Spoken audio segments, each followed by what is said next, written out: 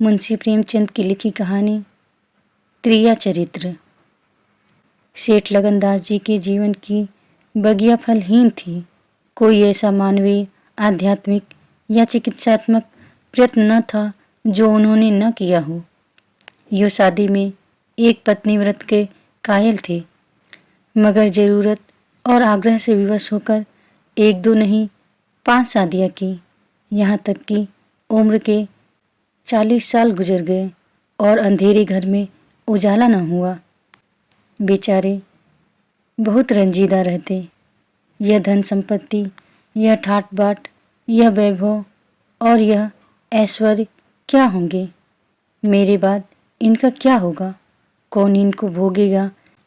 यह ख्याल बहुत अफसोसनाक था।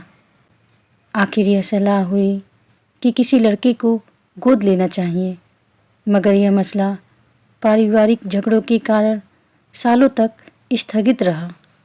जब सेठ जी ने देखा कि बीवियों में अभी तक बदस्तूर कशमकश हो रही है, तो उन्होंने नैतिक साहस से काम लिया और होनहार अनाथ लड़के को गोद ले लिया। उसका नाम रखा गया मगनदास। उसकी उम्र 5-6 साल से ज़्यादा न थी। भला का जहीन और तमीज़दार। मगर औरतें सब कुछ कर सकती हैं, दूसरे के बच्चे को अपना नहीं समझ सकती। यहाँ तो 5 औरतों का साझा था। अगर एक उसे प्यार करती तो बाकी 4 औरतों का फर्ज था कि उससे नफरत करे। हाँ, सेठ जी उसके साथ बिल्कुल अपने लड़के की सी मोहब्बत करते थे। पढ़ाने को मास्टर रखे, सवारी के लिए घोड़े। रईसी ख्याल के आदमी थे। राग रंग का सामान भी मुहैया था। गाना सीखने का लड़के ने शौक किया तो उसका भी इंतजाम हो गया। गरज जब मगनदास जवानी पर पहुंचा तो रईसाना दिलचस्पियों में उसे कमाल हासिल था। उसका गाना सुनकर उस्ताद लोग कानों पर हाथ रखते। साहसवार, ऐसा कि दौड़ते हुए घोड़े पर सवार हो जाता। डील डौल शक्ल सूरत में उसका सा अलबेला जवान दिल्ली में कम होगा। शादी का मसला पेश हुआ। नागपुर के करोड़पति सेठ मक्खनलाल बहुत लहराए हुए थे। उनकी लड़की से शादी हो गई। धूमधाम का जिक्र किया जाए तो किस्सा वियोग की रात से भी लंबा हो जाए। मक्खनलाल का उसी शादी में दिवाला निकल गया। इस वक्त मगनदास से ज़्यादा ईर्ष्या के योग्य आदमी और कौन होगा? उसकी ज़िंदगी की बहार उमंगों पर थी और मुरादों के फूल अपनी शबनमी ताजगी में खिल खिल कर हुस्न और ताजगी का समा दिखा रहे थे। मगर तकदीर की देवी कुछ और ही सामान कर रही थी। वह सैर सपाटे के इरादे से जापान गया हुआ था कि दिल्ली से खबर आई कि ईश्वर ने तुम्हें एक भाई दिया है। मुझे इतनी खुशी है कि ज़्यादा अरसे तक जिंदा न रह सकूं। तुम बहुत जल्द लौट आओ। मगनदास के हाथ से तार का कागज छूट गया और सर में ऐसा चक्कर आया कि जैसे किसी ऊंचाई से गिर पड़ा है। मगनदास का किताबी ज्ञान बहुत कम था, मगर स्वभाव की सज्जनता से वह खाली हाथ न था। हाथों की उदारता ने, जो समृद्धि का वरदान है, हृदय को भी उदार बना दिया था। उसे घटनाओं की इस काया पलट से दुख तो जरूर हुआ, आखिर इंसान ही था, मगर उसने धीरज से काम लिया और एक आशा और भय की मिली जुली हालत में देश को रवाना हुआ। रात का वक्त था। जब अपने दरवाजे पर पहुंचा तो नाच गाने की महफिल सजी देखी। उसके कदम आगे न बढ़े, लौट पड़ा और एक दुकान के चबूतरे पर बैठकर सोचने लगा कि अब क्या करना चाहिए। इतना तो उसे यकीन था कि सेठ जी उसके साथ भी भलमनसी और मोहब्बत से पेश आएंगे, बल्कि शायद अब और भी कृपा करने लगे। सेठानियाँ भी अब उसके साथ गैरों का सा बर्ताव न करेंगी। मुमकिन है कि मझली बहू, जो इस बच्चे की खुशनसीब माँ थी, उससे दूर दूर रहे, मगर बाकी चारों सेठानियों की तरफ से सेवा सत्कार में कोई शक नहीं था। उनकी डाह से वह फायदा उठा सकता था।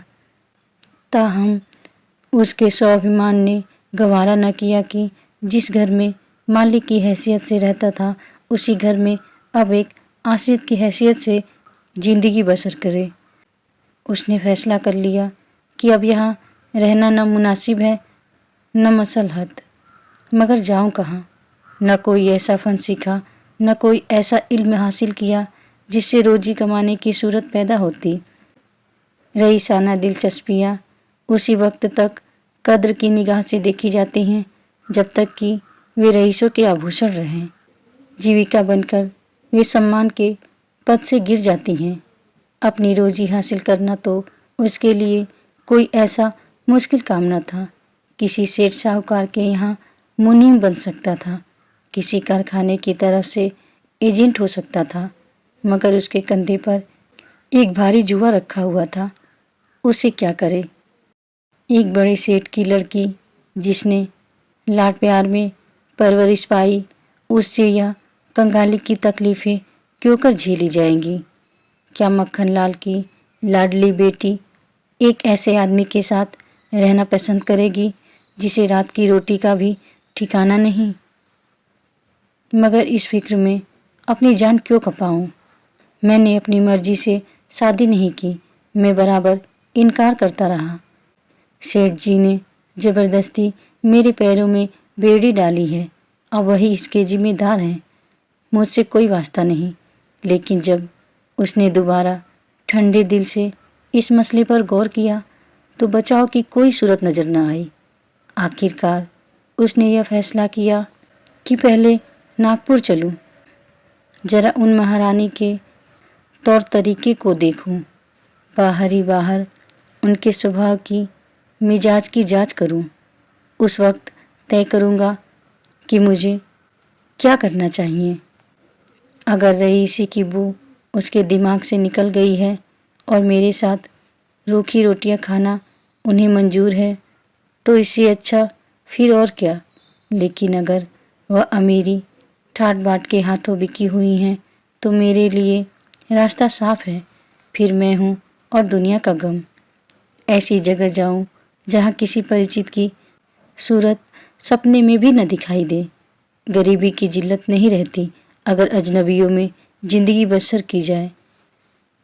यह जानने पहचानने वालों की कनखियाँ और कनबत्तियाँ हैं जो गरीबी को यंत्रणा बना देती हैं। इस तरह दिल में जिंदगी का नक्शा बनाकर मगनदास अपनी मर्दाना हिम्मत के भरोसे पर नागपुर की तरफ चला, उस मल्लाह की तरह जो किश्ती और पाल के बगैर नदी की उमड़ती हुई लहरों में अपने को डाल दे। शाम के वक्त सेठ मक्खन लाल के सुंदर बगीचे में सूरज की पीली किरणें मुरझाए हुए फूलों से गले मिलकर विदा हो रही थी। बाग के बीच में एक पक्का कुआं था और एक मौलसिरी का पेड़। कुएं के मुंह पर अंधेरे की नीली सी नकाब थी, पेड़ के सिर पर रोशनी की सुनहरी चादर। इसी पेड़ में एक नौजवान थका मांदा कुएं पर आया और लोटे से पानी भरकर पीने के बाद जगत पर बैठ गया। मालिक ने पूछा, कहाँ जाओगे? मगनदास ने जवाब दिया कि जाना तो था बहुत दूर, मगर यहीं रात हो गई। यहाँ कहीं ठहरने का ठिकाना मिल जाएगा? मालिन, चले जाओ सेठ जी की धर्मशाला में, बड़े आराम की जगह है। मगनदास, धर्मशाले में तो मुझे ठहरने का कभी संयोग नहीं हुआ। कोई हर्ज न हो तो यहीं पड़ा रहूं। यहाँ कोई रात को रहता है? मालिन, भाई, मैं यहाँ ठहरने को न कहूँगी। यह बाई जी की बैठक है। झरोखे में बैठकर सैर किया करती हैं। कहीं देखभाल ले तो मेरे सिर में एक बाल भी न रहे। मगनदास, बाई जी कौन? मालिन, यही सेठ जी की बेटी इंदिरा बाई। मगनदास, यह गजरे उन्हीं के लिए बना रही हो क्या? मालिन, हाँ, और सेठ जी के यहाँ है ही कौन, फूलों के गहने बहुत पसंद करती हैं। मगनदास, शौकीन औरत मालूम होती हैं। मालिन, भाई यही तो बड़े आदमियों की बातें हैं। वह शौक न करें तो हमारा तुम्हारा निबाह कैसे हो? और धन है ही किस लिए? अकेली जान पर 10 लौंडियां हैं। सुना करती थी कि भगवान आदमी का हलभूत जोतता है। वह आंखों देखा, आप ही आप पंखा चलने लगे, आप ही आप सारे घर में दिन का सा उजाला हो जाए। तुम झूठ समझते होगे, मगर मैं आंखों देखी बात कहती हूँ। उस गर्व की चेतना के साथ जो किसी नादान आदमी के सामने अपनी जानकारी के बयान करने में होता है। बूढ़ी मालिन अपनी सर्वज्ञता का प्रदर्शन करने लगी। मगनदास ने उकसाया, होगा भाई, बड़े आदमी की बातें निराली होती हैं। लक्ष्मी के बस में सब कुछ है, मगर अकेली जान पर 10 लौंडिया समझ में नहीं आता। मालिन ने बुढ़ापे के चिड़चिड़ेपन से जवाब दिया, तुम्हारी समझ मोटी हो तो कोई क्या करे? कोई पान लगाती है, कोई पंखा झलती है, कोई कपड़े पहनाती है। 2000 रुपये में तो सेज गाड़ी आई थी। चाहो तो मुंह देख लो, उस पर हवा खाने जाती हैं। एक बंगालिन गाना बजाना सिखाती है, मीम पढ़ाने आती हैं। शास्त्री जी संस्कृत पढ़ाते हैं। कागज़ पर ऐसी मूरत बनाती हैं कि अब बोली और अब बोली। दिल की रानी हैं। बेचारी के भाग फूट गए। दिल्ली के सेठ लगनदास के गोद लिए हुए लड़के से ब्याह हुआ था, मगर राम जी की लीला 70 बरस के मुर्दे को लड़का दिया, कौन पति आएगा? जब से यह सुनावनी आई है तब से बहुत उदास रहती हैं। एक दिन रोती थी, मेरे सामने की बात है। बाप ने देख लिया, समझाने लगे, लड़की को बहुत चाहते हैं। सुनती हूँ कि दामाद को यहीं बुलाकर रखेंगे। नारायण करे, मेरी रानी दूधो नहाए पूतो फले। माली मर गया था, उन्होंने आड़ न ली होती तो घर भर के टुकड़े मांगती। मगनदास ने एक ठंडी सांस ली। बेहतर है अब यहाँ से अपनी इज्जत आबरू लिए हुए चल दो। यहाँ मेरा निबाह न होगा। इंदिरा रईस जादी है, तुम इस काबिल नहीं हो कि उसके शौहर बन सको। मालिन से बोला, तो धर्मशाले में जाता हूँ, जाने वहाँ खाट वाट मिल जाती है कि नहीं, मगर रात ही तो काटनी है, किसी तरह कट ही जाएगी। रईसों के लिए मखमली गद्दे चाहिए, हम मजदूरों के लिए पुआल ही बहुत है। यह कहकर उसने लुटिया उठाई, डंडा संभाला और दर्द भरे दिल से एक तरफ चल दिया। उस वक्त इंदिरा अपने झरोखे पर बैठी हुई इन दोनों की बातें सुन रही थी। कैसा संयोग है कि स्त्री को स्वर्ग की सब सिद्धियां प्राप्त हैं और उसका पति आवारों की तरह मारा मारा फिर रहा है। उसे रात काटने का ठिकाना नहीं। मगनदास निराश विचारों में डूबा हुआ शहर से बाहर निकल आया और एक सराय में ठहरा, जो सिर्फ इसलिए मशहूर थी कि वहाँ शराब की एक दुकान थी। यहाँ आसपास के मजदूर लोग आ आकर अपने दुख को भुलाया करते थे। जो भूले भटके मुसाफिर यहाँ ठहरते, उन्हें होशियारी और चौकसी का व्यवहारिक पाठ मिल जाता था। मगनदास थका मादा ही एक पेड़ के नीचे चादर बिछाकर सो रहा और जब सुबह को नींद खुली तो उसे किसी पीर औलिया के ज्ञान की सजीव दीक्षा का चमत्कार दिखाई पड़ा, जिसकी पहली मंजिल वैराग्य है। उसकी छोटी सी पोटली, जिसमें 2-1 कपड़े और थोड़ा सा रास्ते का खाना और लुटिया डोर बंधी हुई थी, गायब हो गई। उन कपड़ों को छोड़कर जो उसके बदन पर थे, अब उसके पास कुछ भी न था और भूख, जो कंगाली में और भी तेज हो जाती है, उसे बेचैन कर रही थी। मगर दृढ़ स्वभाव का आदमी था। उसने किस्मत का रोना रोया, किसी तरह गुजर करने की तदबीरें सोचने लगा। लिखने और गणित में उसे अच्छा अभ्यास था, मगर इस हैसियत में उससे फ़ायदा उठाना असंभव था। उसने संगीत का बहुत अभ्यास किया था, किसी रसिक रईस के दरबार में उसकी कद्र हो सकती थी, मगर उसके पुरुषोचित अभिमान ने इस पेशे को अख्तियार करने की इजाज़त न दी। हाँ, वह आला दर्जे का घुड़सवार था और यह फन मज़े में पूरी शान के साथ उसकी रोजी का साधन बन सकता था।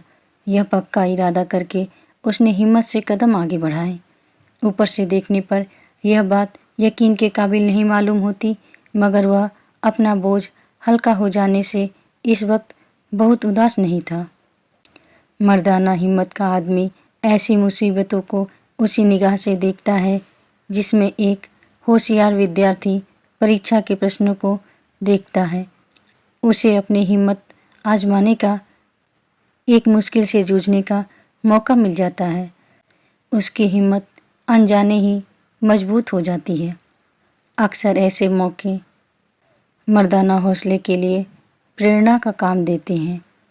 मगनदास इस जोश से कदम बढ़ाता चला जाता था कि जैसे कामयाबी की मंजिल सामने नजर आ रही है, मगर शायद वहाँ के घोड़ों ने शरारत और बिगड़ेलपन से तौबा कर ली थी, या वे स्वाभाविक रूप से बहुत मज़े में धीमे धीमे चलने वाले थे।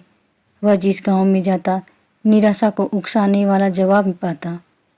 आखिरकार शाम के वक्त जब सूरज अपनी आखिरी मंजिल पर जा पहुंचा था, उसकी कठिन मंजिल तमाम हुई। नागरघाट के ठाकुर अटल सिंह ने उसकी चिंता को समाप्त किया। यह एक बड़ा गांव था।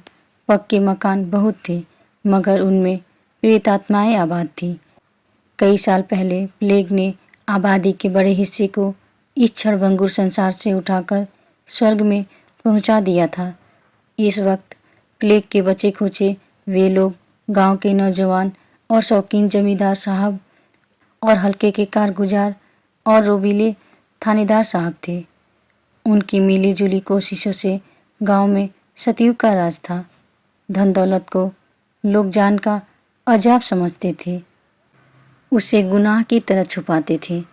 घर घर में रुपए रहते हुए लोग कर्ज ले लेकर खाते और फटे हालों रहते थे। इसी में निबाह था। काजल की कोठरी थी, सफ़ेद कपड़े पहनना, उन पर धब्बा लगाना था। हुकूमत और ज़बरदस्त का बाजार गर्म था। आहिरों को यहाँ आम जन के लिए भी दूध न था। थाने में दूध की नदी बहती थी। मवेशी खाने के मुहर्रिर दूध की कुल्लियाँ करते थे। इसी अंधेर नगरी को मगनदास ने अपना घर बनाया। ठाकुर साहब ने असाधारण उदारता से काम लेकर उसे रहने के लिए एक मकान भी दे दिया, जो केवल बहुत व्यापक अर्थों में मकान कहा जा सकता था। इसी झोपड़ी में वह एक हफ्ते से जिंदगी के दिन काट रहा है। उसका चेहरा जर्द है और कपड़े मैले हो रहे हैं, मगर ऐसा मालूम होता है कि उसे अब इन बातों की अनुभूति ही नहीं रही। जिंदा है, मगर जिंदगी रुखसत हो गई है। हिम्मत और हौसला मुश्किल को आसान कर सकते हैं, आंधी और तूफान से बचा सकते हैं, मगर चेहरे को खिला सकना उनके सामर्थ्य से बाहर है। टूटी हुई नाव पर बैठकर मल्हार गाना हिम्मत का काम नहीं, हिमाकत का काम है। एक रोज जब शाम के वक्त वह अंधेरे में खाट पर पड़ा हुआ था, एक औरत उसके दरवाजे पर आकर भीख मांगने लगी। मगनदास को आवाज़ परिचित जान पड़ी। बाहर आकर देखा तो वही चंपा मालिन थी, कपड़े तार तार, मुसीबत की रोती हुई तस्वीर। बोला, मालिन, तुम्हारी यह क्या हालत है? मुझे पहचानती हो? मालिन ने चौंक कर देखा और पहचान गई। रोकर बोली, बेटा, अब बताओ मेरा कहाँ ठिकाना लगे? तुमने मेरा बना बनाया घर उजाड़ दिया। न उस दिन तुमसे बात करती, न मुझ पर यह विपत पड़ती। बाई ने तुम्हें बैठे देख लिया, बातें भी सुनी। सुबह होते ही मुझे बुलाया और बरस पड़ी। नाक कटवा लूँगी, मुंह में कालिक लगवा दूँगी। चुड़ैल, कुटनी, तू मेरी बात किसी गैर आदमी से क्यों चलाए? तू दूसरों से मेरी चर्चा करे। वह क्या तेरा दामाद था जो तू उससे मेरा दुखड़ा रोती थी? जो कुछ मुंह में आया बकती रही, मुझसे भी न सहा गया। रानी रूठेंगी, अपना सुहाग लेंगी। बोली, बाई जी, मुझसे कसूर हुआ, लीजिए अब जाती हूँ। छींकती नाक कटती है तो मेरा निवाह यहाँ ना होगा। ईश्वर ने मुँह दिया है तो आहार भी देगा। 4 घर से मांगूंगी तो मेरे पेट को हो जाएगा। उस छोकरी ने मुझे खड़े खड़े निकलवा दिया। बताओ, मैंने तुमसे उसकी कौन सी शिकायत की थी? उसकी क्या चर्चा की थी? मैं तो उसका बखान कर रही थी, मगर बड़े आदमियों का गुस्सा भी बड़ा होता है। अब बताओ मैं किसकी होकर रहूं? 8 दिन इसी तरह टुकड़े मांगते हो गए हैं। एक भतीजी उन्हीं के यहाँ लौंडियों में नौकर थी, उसी दिन उसे भी निकाल दिया। तुम्हारी बदौलत जो कभी न किया था वह करना पड़ा। तुम्हें काहे का दोष लगाऊं?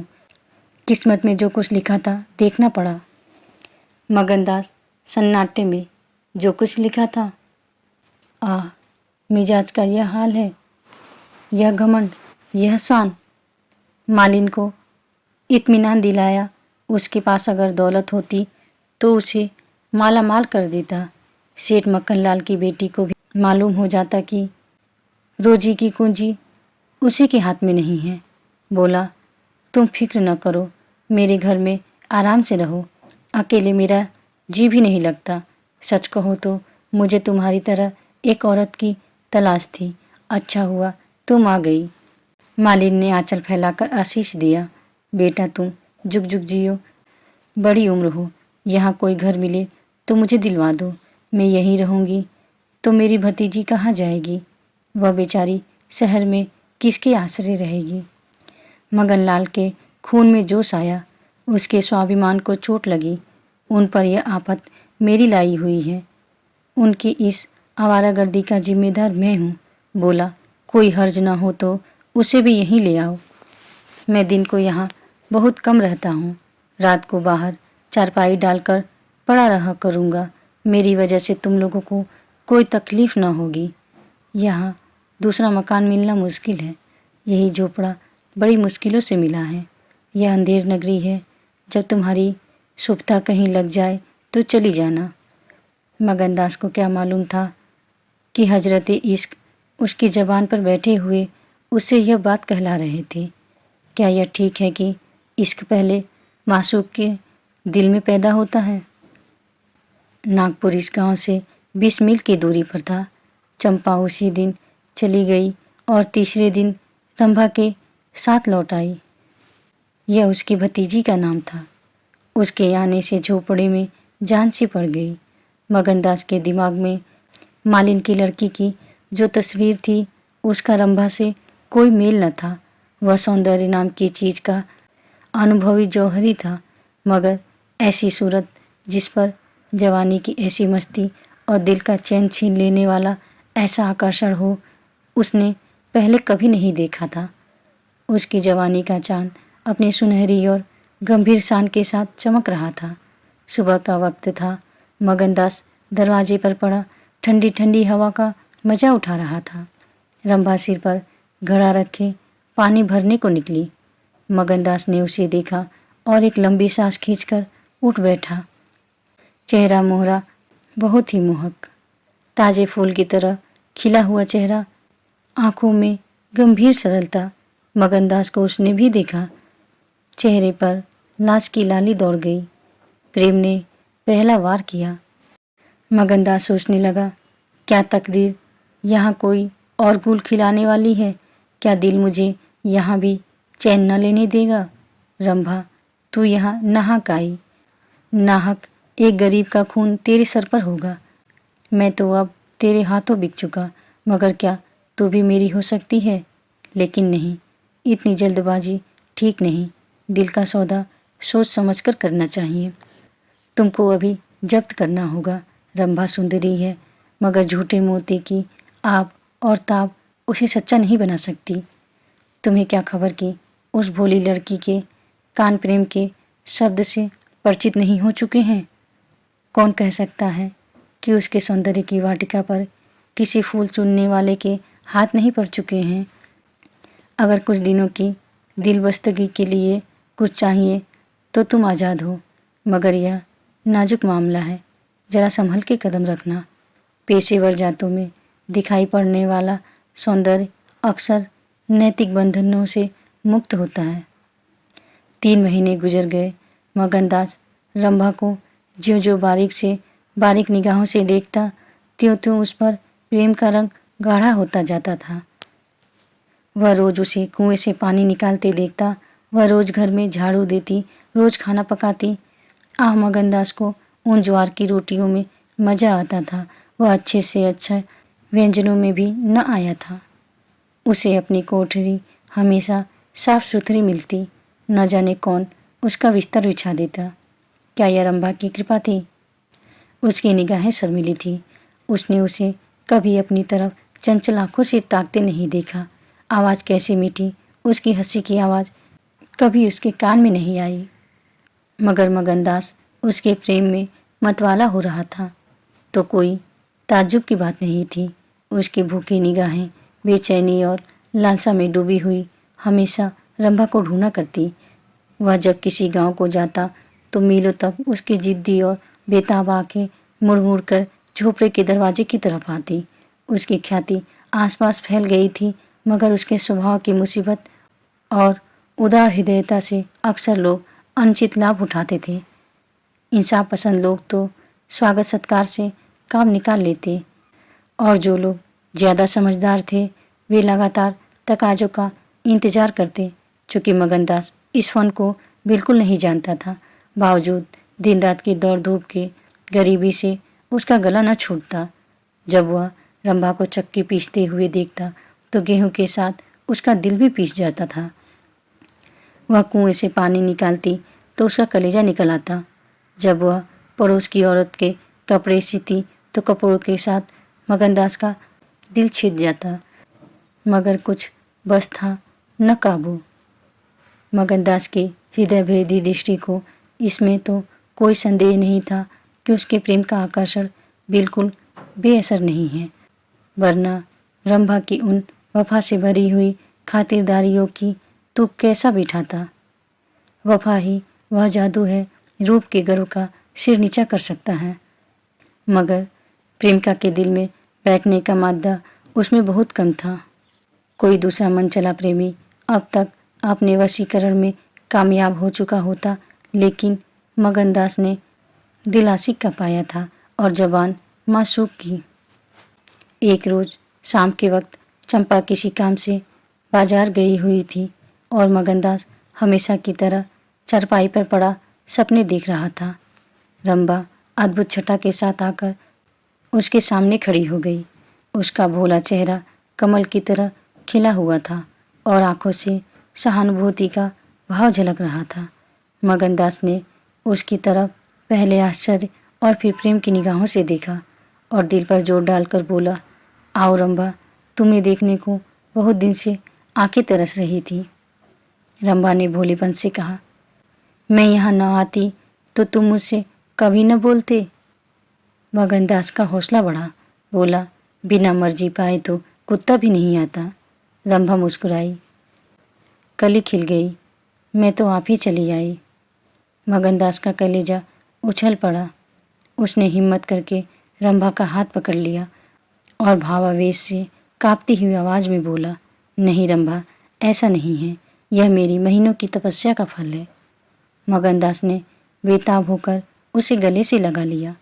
जब वह चलने लगी तो अपने प्रेमी की ओर प्रेम भरी दृष्टि से देखकर बोली, अब यह प्रीत हमको निभानी होगी। पौ फटने के वक्त जब सूर्य देवता के आगमन की तैयारियां हो रही थी, मगनदास की आंखें खुली। रंभा आटा पीस रही थी। उस शांतिपूर्ण सन्नाटे में चक्की की घुमर घुमर बहुत सुहानी मालूम होती थी और उससे सुर मिलाकर अपने प्यारे ढंग से गाती थी। झुलनिया मोरी पानी में गिरी, मैं जानू पिया मोको मनई है, उल्टी मनावन मोको पड़ी, झुलनिया मोरी पानी में गिरी। साल भर गुजर गया। मगनदास की मोहब्बत और रंभा के सलीके ने मिलकर उस वीरान झोपड़े को कुंज बाग बना दिया। अब वहाँ गायें थी, फूलों की क्यारियाँ थी और कई देहाती ढंग के मोड़े थे। सुख सुविधा की अनेक चीज़ें दिखाई पड़ती थी। एक रोज सुबह के वक्त मगनदास कहीं जाने के लिए तैयार हो रहा था कि एक संभ्रांत व्यक्ति अंग्रेजी पोशाक पहने उसे ढूंढता हुआ आ पहुंचा और उसे देखते ही दौड़कर गले से लिपट गया। मगनदास और वह दोनों एक साथ पढ़ा करते थे। वह अब वकील हो गया था। मगनदास ने भी अपहचाना और कुछ झेपता और कुछ झिझकता उससे गले लिपट गया। बड़ी देर तक दोनों दोस्त बातें करते रहे। बातें क्या थी, घटनाओं और संयोगों की एक लंबी कहानी थी। कई महीने हुए सेठ लगन का छोटा बच्चा चेचक की नज़र हो गया। सेठ जी ने दुख के मारे आत्महत्या कर ली और अब मगनदास सारी जायदाद, कोठी, इलाके और मकानों का एक छत्र स्वामी था। सेठानियों में आपसी झगड़े हो रहे थे। कर्मचारियों ने गबन को अपना ढंग बना रखा था। बड़ी सेठानी उसे बुलाने के लिए खुद आने को तैयार थी, मगर वकील साहब ने उन्हें रोका था। जब मगनदास ने मुस्कुराकर पूछा, तुम्हें क्यों कर मालूम हुआ कि मैं यहाँ हूँ, तो वकील साहब ने फरमाया, महीने भर से तुम्हारी टोह में हूँ। सेठ मक्खनलाल ने अता पता बतलाया। तुम दिल्ली पहुँचे और मैंने अपना महीने भर का बिल पेश किया। रंभा अधीर हो रही थी कि यह कौन है और इनसे क्या बातें हो रही हैं। 10 बजते बजते वकील साहब मगनदास से 1 हफ्ते के अंदर आने का वादा लेकर विदा हुए। उसी वक्त रंभा आ पहुंची और पूछने लगी, यह कौन थे? इनका तुमसे क्या काम था? मगनदास ने जवाब दिया, यमराज का दूत। रंभा, क्या सगुन बकते हो? मगन, नहीं नहीं रंभा, यह सगुन नहीं है, यह सचमुच मेरी मौत का दूत था। मेरी खुशियों के बाग को रौंदने वाला, मेरी हरी भरी खेती को उजाड़ने वाला। रंभा, मैंने तुम्हारे साथ दगा की है। मैंने तुम्हें अपने फरेब के जाल में फंसाया है। मुझे माफ़ करो। मोहब्बत ने मुझसे यह सब करवाया। मैं मगन सिंह ठाकुर नहीं हूँ। मैं सेठ लगनदास का बेटा और सेठ मक्खनलाल का दामाद हूँ। मगनदास को डर था कि रंभा यह सुनते ही चौंक पड़ेगी और शायद उसे जालिम दगाबाज कहने लगे, मगर उसका ख्याल गलत निकला। रंभा ने आंखों में आंसू भरकर सिर्फ इतना कहा, तो क्या तुम मुझे छोड़कर चले जाओगे? मगनदास ने उसे गले लगाकर कहा, हाँ रंभा। क्यों? मगन, इसलिए कि इंदिरा बहुत होशियार, सुंदर और धनी है। रंभा, मैं तुम्हें न छोड़ूंगी कभी। इंदिरा की लौंडी थी, अब उसकी सौत बनूंगी। तुम जितनी मेरी मोहब्बत करोगे उतनी इंदिरा की तो न करोगे, क्यों? मगनदास इस भोलेपन पर मतवाला हो गया। मुस्कुराकर बोला, अब इंदिरा तुम्हारी लौंडी बनेगी, मगर सुनता हूँ वह बहुत सुंदर है। कहीं मैं उसकी सूरत पर लुभा न जाऊँ। मर्दों का हाल तुम नहीं जानती, मुझे अपने ही से डर लगता है। रंभा ने विश्वास भरी आंखों से देखकर कहा, क्या तुम भी ऐसा करोगे? जो जी में आए करना, मैं तुम्हें न छोड़ूंगी। इंदिरा रानी बने, मैं लौंडी हूँगी, क्या इतने पर भी मुझे छोड़ दोगे? मगनदास की आंखें डबडबा गई। बोला, प्यारी, मैंने फैसला कर लिया है कि दिल्ली न जाऊंगा। यह तो मैं कहने ही न पाया कि सेठ जी का स्वर्गवास हो गया। बच्चा उनसे पहले ही चल बसा था। अफसोस सेठ जी के आखिरी दर्शन भी न कर सका। अपना बाप भी इतनी मोहब्बत नहीं कर सकता। उन्होंने मुझे अपना वारिस बनाया है। वकील साहब कहते थे कि सेठानियों में अनबन है, नौकर चाकर लूट मार मचा रहे हैं। वहाँ का यह हाल है और मेरा दिल वहाँ जाने पर राजी नहीं होता। दिल तो यहाँ है, वहाँ कौन जाए? रंभा जरा देर तक सोचती रही, फिर बोली, तो मैं तुम्हें छोड़ दूंगी। इतने दिन तुम्हारे साथ रही, जिंदगी का सुख लूटा। अब जब तक जीऊंगी इस सुख का ध्यान करती रहूंगी, मगर तुम मुझे भूल तो न जाओगे? साल में एक बार देख लिया करना, और इसी झोपड़े में। मगनदास ने बहुत रोका, मगर आंसू न रुके। बोला, रंभा, यह बातें न करो, कलेजा बैठा जाता है। मैं तुम्हें छोड़ नहीं सकता, इसलिए नहीं कि तुम्हारे ऊपर कोई एहसान है। तुम्हारी खातिर नहीं, अपनी खातिर। वह शांति, वह प्रेम, वह आनंद जो मुझे यहाँ मिलता है, वह कहीं नहीं मिल सकता। खुशी के साथ ज़िंदगी बसर हो, यही मनुष्य के जीवन का लक्ष्य है। मुझे ईश्वर ने यह खुशी यहाँ दे रखी है तो मैं उसे क्यों छोड़ूं? धन दौलत को मेरा सलाम है, मुझे उसकी हवस नहीं है। रंभा फिर गंभीर स्वर में बोली, मैं तुम्हारे पाँव की बेड़ी न बनूंगी, चाहे तुम अभी मुझे न छोड़ो, लेकिन थोड़े दिनों में तुम्हारी यह मोहब्बत न रहेगी। मगनदास को कोड़ा लगा, जोश से बोला, तुम्हारे सिवा इस दिल में अब कोई और जगह नहीं पा सकता। रात ज़्यादा आ गई थी, अष्टमी का चांद सोने जा चुका था। दोपहर के कमल की तरह साफ आसमान में सितारे खिले हुए थे। किसी खेत के रखवाले की बांसुरी की आवाज़, जिसे दूरी ने तासीर, सन्नाटे ने सुरीलापन और अंधेरे ने आत्मिकता का आकर्षण दे दिया था, कानों में आ रही थी कि जैसे कोई पवित्र आत्मा नदी के किनारे बैठी हुई पानी की लहरों से या दूसरी नदी की खामोश और अपनी तरफ खींचने वाले पेड़ों से अपनी जिंदगी की गम की कहानी सुना रही है। मगनदास सो गया, मगर रंभा की आंखों में नींद न आई। सुबह हुई तो मगनदास उठा और रंभा पुकारने लगा, मगर रंभा राठी को अपनी चाची के साथ वहाँ से कहीं चली गई। मगनदास को उसे मकान के दरो दीवार पर एक हसरत सी छाई हुई मालूम हुई कि जैसे घर की जान निकल गई हो। वह घबराकर उस कोठरी में गया जहाँ रंभा रोज चक्की पीसती थी, मगर अफसोस आज चक्की एकदम निश्चल थी। फिर वह कुएं की तरफ दौड़ गया, लेकिन ऐसा मालूम हुआ कि कुएं ने उसे निकल जाने के लिए अपना मुंह खोल दिया है।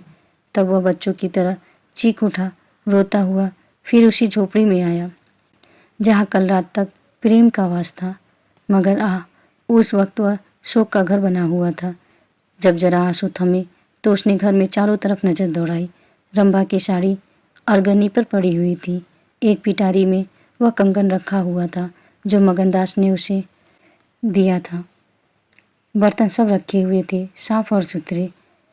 मगनदास सोचने लगा, रंभा तूने रात को कहा था मैं तुम्हें छोड़ दूंगी, क्या तूने वह बात दिल से कही थी? मैंने तो समझा था तू दिल लगी कर रही है, नहीं तो तुझे कलेजे में छिपा लेता। मैं तो तेरे लिए सब कुछ छोड़े बैठा था, तेरा प्रेम मेरे लिए सब कुछ था। मैं यूँ बेचैन हूँ, क्या तू बेचैन नहीं है? हाय तू रो रही है, मुझे यकीन है कि तू अब भी लौट आएगी। फिर सजीव कल्पनाओं का एक जमघट उसके सामने आया। वह नाजुक अदाएं, वह मतवाली आंखें, वह भोली भाली बातें, वह अपने को भूली हुई सी मेहरबानियाँ, वह जीवनदायी मुस्कान, वह आशिकों जैसी दिलजोइयाँ, वह प्रेम का नाश, वह हमेशा खिला रहने वाला चेहरा, वह लचक लचक कर कुएं से पानी लाना, वह इंतजार की सूरत, वह मस्ती से भरी हुई बेचैनी, यह सब तस्वीरें उसकी निगाहों के सामने हसरतनाक बेताबी के साथ फिरने लगी। मगनदास ने एक ठंडी सांस ली और आंसुओं और दर्द की उमड़ती हुई नदी को मर्दाना जब्त से रोककर उठ खड़ा हुआ। नागपुर जाने का पक्का फैसला हो गया। तकिए के नीचे से संदूक की कुंजी उठाई तो कागज का एक टुकड़ा निकल आया। यह रंभा की विदा की चिट्ठी थी। प्यारे, मैं बहुत रो रही हूँ, मेरे पैर नहीं उठते, मगर मेरा जाना जरूरी है। तुम्हें जगाऊंगी तो तुम जाने न दोगे। कैसे जाऊं, अपने प्यारे पति को कैसे छोड़ूं? किस्मत मुझसे यह आनंद का घर छुड़वा रही है। मुझे बेवफा न कहना, मैं तुमसे फिर कभी मिलूंगी। मैं जानती हूँ कि तुमने मेरे लिए ये सब कुछ त्याग दिया है, मगर तुम्हारे लिए ज़िंदगी में बहुत कुछ उम्मीदें हैं। मैं अपनी मोहब्बत की धुन में तुम्हें उन उम्मीदों से क्यों दूर रखूं? अब तुमसे जुदा होती हूँ, मेरी सुध मत भूलना, मैं तुम्हें हमेशा याद रखूंगी। यह आनंद के क्षण कभी न भूलेंगे। क्या तुम मुझे भूल सकोगे? तुम्हारी प्यारी रंभा। मगनदास को दिल्ली आए हुए 3 महीने गुजर चुके हैं। इस बीच उसे सबसे बड़ा जो निजी अनुभव हुआ वह यह था कि रोजी की फिक्र और धंधों की बहुतायत से उमड़ती हुई भावनाओं का जोर कम किया जा सकता है। 1.5 साल पहले का बेफिक्र नौजवान अब एक समझदार और सूझबूझ रखने वाला आदमी बन गया था। सागर घाट के उस कुछ दिनों के रहने से उसे रियाया की इन तकलीफ़ों का निजी ज्ञान हो गया था कि जो कारिंदों और मुख्तारों की शक्तियों की बदौलत उन्हें उठानी पड़ती है। उसने उसे रियासत के इंतजाम में बहुत मदद दी और जो कर्मचारी दबी जबान से उसकी शिकायत करते थे और अपनी किस्मतों और जमाने के उलटफेर को कोसते थे, मगर रियाया खुश थी। हाँ, जब वह सब धंधों से फुर्सत पाता तो एक भोली भाली सूरत वाली लड़की उसके ख्याल के पहलू में आ बैठती और थोड़ी देर के लिए सागर घाट का वह हरा भरा झोपड़ा और उसकी मस्तियाँ आंखों के सामने आ जाती। सारी बातें एक सुहाने सपने की तरह याद आकर उसके दिल को महसूसने लगती, लेकिन कभी कभी खुद ब खुद उसका ख्याल इंदिरा की तरफ भी जा पहुंचता। उसके दिल में रंभा की वही जगह थी, मगर किसी तरह उसमें इंदिरा के लिए भी एक कोना निकल आया था। जिन हालातों और आफतों ने उसे इंदिरा से बेजार कर दिया था, अब वह रुखसत हो गई थी। अब उसे इंदिरा से कुछ हमदर्दी हो गई। अगर उसके मिजाज में घमंड है, हुकूमत है, तकल्लुफ़ है, शान है, तो यह उसका कसूर नहीं, यह रही जादू की आम कमजोरियां हैं। यही उनकी शिक्षा है। वे बिल्कुल बेबस और मजबूर हैं। इन बदले हुए और संतुलित भावों के साथ जहाँ वह बेचैनी के साथ रंभा की याद को ताज़ा किया करता था, वहाँ इंदिरा का स्वागत करने और उसे अपने दिल में जगह देने के लिए तैयार था। वह दिन दूर नहीं था जब उसे उस आजमाइश का सामना करना पड़ेगा। उसके कई आत्मीय अमीराना शान शौकत के साथ इंदिरा को विदा कराने के लिए नागपुर गए हुए थे।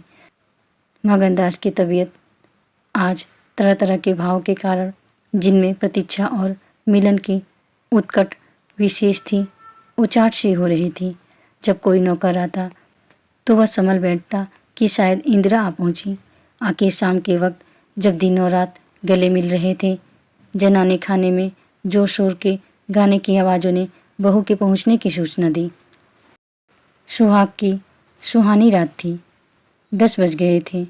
खुले हुए हवादार सहन में चांदनी छिटकी हुई थी। वह चांदनी जिसमें नशा है, आरजू है और खिंचाव है। गमलों में खिले हुए गुलाब और चंपा के फूल चांद की सुनहरी रोशनी में ज़्यादा गंभीर और खामोश नजर आते थे। मगनदास इंदिरा से मिलने के लिए चला। उसके दिल में लालसाएं जरूर थी, मगर एक पीड़ा भी थी। दर्शन की उत्कंठा थी। मोहब्बत नहीं, प्राणों का खिंचाव था जो उसे खींचे लिए जाता था। उसके दिल में बैठी हुई रंभा शायद बार बार बाहर निकलने की कोशिश कर रही थी, इसलिए दिल में धड़कन हो रही थी। वह सोने के कमरे के दरवाजे पर पहुंचा। रेशमी पर्दा पड़ा हुआ था। उसने पर्दा उठा दिया। अंदर एक औरत सफ़ेद साड़ी पहने खड़ी थी।